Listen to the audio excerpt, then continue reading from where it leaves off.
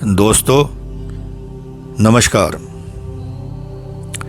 आज मैं आपको एक ऐसी सिद्धि के बारे में बताना चाहता हूँ जो भगवान ने आपको एक वरदान के रूप में मुफ्त में दे रखी है।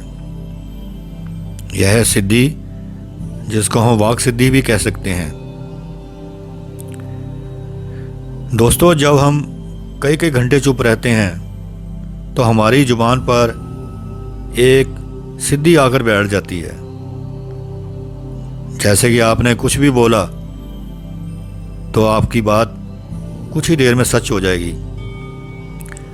अक्सर लोगों को यह कहते भी सुना होगा, यार उसकी जुबान काली है, यानी वह जो भी बोलता है सच हो जाता है। तो दोस्तों, इसी को वाक सिद्धि कहते हैं। वैसे यह सिद्धि ऋषि मुनियों को भक्ति करने पर जब उनकी कुंडली शक्ति जागृत हो जाती है तो 5वें स्थान पर पहुंचकर ही मिलती है। दोस्तों, वे वरदान भी जब देते थे तो इसी चक्कर पर पहुंचकर देते थे। साथियों, हमें तो उस भगवान का शुक्रिया अदा करना चाहिए कि जिसने हमें यह सिद्धि बगैर तपस्या साधना के किए ही वरदान के रूप में हमें दे रखी है। अगर जैसे आप दोस्तों रात को सोते हो, पूरी नींद करके सुबह उठते हो तो आपको कुछ सोच समझकर अच्छा बोलना चाहिए। कभी किसी के बारे में गलत मत बोलना, क्योंकि साथियों वाक सिद्धि आपकी जुबान पर उस टाइम आ चुकी होती है। अगर आपने इसका फायदा उठाना है तो आपको सिर्फ आईने के सामने खड़े होकर आंखें मूंद कर वही कुछ बोलना है जो आप चाहते हो। जैसे आप किसी बीमारी से ग्रस्त हो या किसी आर्थिक तंगी में हो तो साथियों, इसी भावना को लेकर आपने कुछ बोलना है शीशे के सामने। और साथियों, फिर इस सिद्धि का कमाल देखना, आपके कहने के बाद में यह तुरंत कार्य करना चालू कर देगी। मगर साथियों, एक बात ध्यान रखना कि किसी के लिए बुरा मत सोचना, क्योंकि अगर आपने किसी के बारे में कुछ गलत कहा तो वह व्यक्ति अगर आध्यात्मिक प्रवृत्ति का है या भगवान को आध्यात्मिक मानता है तो साथियों, यही सिद्धि आपको उल्टा भी पड़ सकती है। तो मैं आपसे यही प्रार्थना करूंगा कि आपने सिर्फ अपने लिए ही, अपने अच्छे के लिए ही, या आप किसी को अच्छा देखना चाहते हो उसके लिए ही आपने इस सिद्धि का इस्तेमाल करना है। साथियों, आपने शेख फरीद के बारे में सुना होगा। बहुत पहुंचे हुए सूफी संत थे। उन्होंने काफी भक्ति की, काफी कुछ उन्होंने ज्ञान वर्जित करने के लिए कभी कुएं में लटकर भक्ति की तो कभी जंगलों में जाकर की। तो साथियों, उनको कुछ 5वें चक्कर पर पहुंचने पर चिड़ियों की आवाज सुनाई देने लगी, जो उनकी भक्ति पे एक रुकावट बनकर आई थी। उनको बहुत गुस्सा आया और उनके मुंह से तुरंत निकल गया कि मर जाओ चिड़ियों। वह आश्चर्यचकित हो गए कि उनके कहने से चिड़ियां तो मर गई।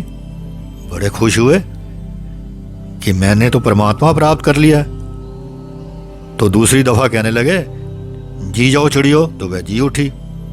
बस उन्होंने यही सोचा कि मैं तो शक्तिमान बन गया हूं।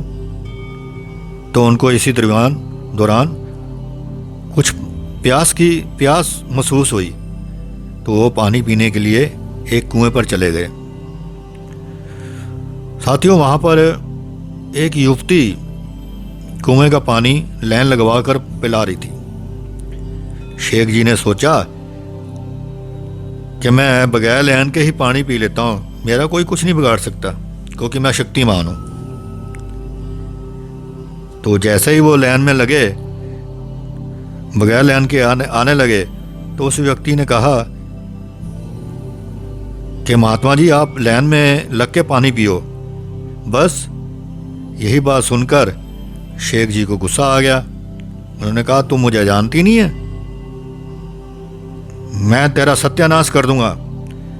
तो उस युवती ने आग्रहपूर्वक कहा कि महात्मा जी मैं वो चिड़िया नहीं हूँ जो आपके कहने से मर जाएंगी और आपके कहने से जिंदा हो जाएंगी।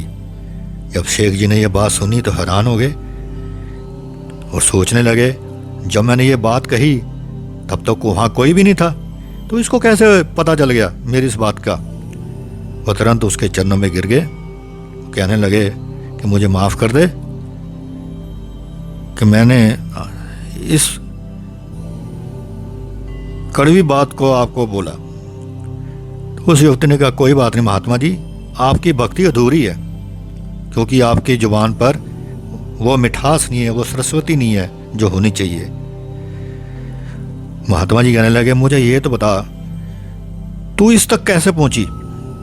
तो उसने अपनी सारी कहानी बताई कि वो ब्याही हुई युवती है, एक बारी बीमार पति के कहने पर वो पानी पिलाने के लिए गई तो उसके आने पर सो चुका था, मगर उसने पानी का गिलास लेके वहीं खड़ी रही, उसके जागने का इंतज़ार करती रही। जब पति सुबह जागा तो उसने देखा कि वह पानी लेके अभी तक खड़ी है। तो उसने कहा क्या बात है, तू सोई नहीं, पानी लेके अभी तक खड़ी है। कहती नहीं परमेश्वर, मैंने सोचा पत्नी का आप कब जाग जाएंगे, पत्नी कब आप पानी की मांग करेंगे, क्योंकि आपको प्यास बहुत ज़्यादा लगी हुई है, तो मैं इसलिए सारी रात आपके सिराने पर ही खड़ी रही। साथियों, उस युवती ने कहा कि महात्मा मुझे इसी बात पर भगवान जी के दर्शन हुए और यही वाक सिद्धि मेरे में भी आई और आपसे ज़्यादा मैं दूर तक जा भी चुकी हूँ। और साथियों, जब शेख फरीद जी ने ये बात सुनी तो उनको अपने अंदर कमजोरी महसूस हुई। वह दोबारा जंगल में गए और अच्छी भावना से और मेहनत करके फिर भगवान जी की भक्ति करी। तो साथियों, कुछ साल उनको और लगे, लेकिन तब वो पूर्ण संत बनकर वापस आए। मित्रों, मुझे उम्मीद है शायद मेरे कुछ वचन आपको अच्छे लगे होंगे, कुछ बुरे भी लग सकते हैं, इसलिए मैं आपसे माफ़ी चाहता हूँ। अगर आपको अच्छा लगा है तो साथियों, किसी अच्छी व्यक्ति की बारे में सोचें और उसके लिए अच्छा सोचें। धन्यवाद साथियों।